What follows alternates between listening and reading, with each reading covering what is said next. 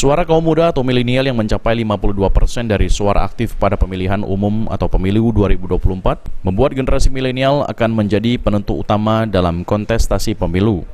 Disampaikan oleh pengamat politik sekaligus dosen Universitas Sriwijaya Muhammad Haikal Al-Hafafa, milenial merupakan pemilih yang tidak memiliki keterikatan dengan partai politik, sehingga suara milenial akan menjadi perebutan oleh partai politik atau caleg yang mampu membawa gagasan perubahan baik secara nasional ataupun daerah. Selain itu, partai politik harus memahami tren isu yang berkembang dan memahami pola komunikasi generasi milenial. Kemungkinan besar disampaikan oleh Haikal, suara milenial akan mulai terlihat pada tanggal 28 November atau pada saat memasuki masa kampanye.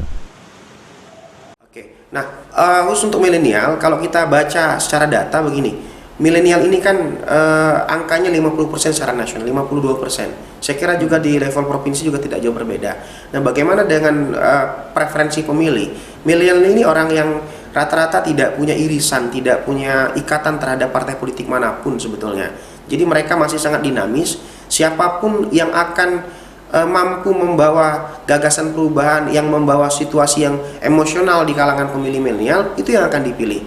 Nah, bagaimana dengan dinamikanya? Kita akan lihat setelah tanggal 28 November atau setelah mulai masa kampanye.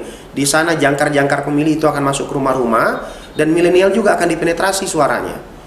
Jadi milenial ini akan memilih di level-level waktu-waktu terakhir lah. Karena dia masih melihat situasi-situasi yang akan senantiasa berubah. Eki Saputra, PAL TV.